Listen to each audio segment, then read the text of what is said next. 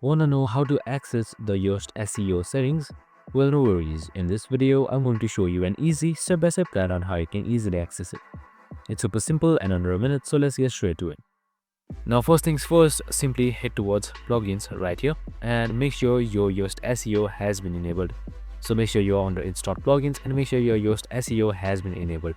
Now, once all of it is done, on top right beside you should be seeing this Y icon. This is your Yoast SEO.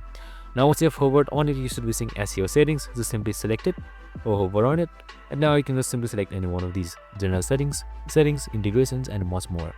Now you can just simply select any one of these, and on a new window, or you will be redirected to your Yoast SEO settings, where your analytics and much more should be shown.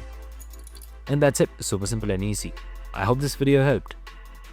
If it did, make sure to like, subscribe, and tune in with us for more of these videos. See you in the next one.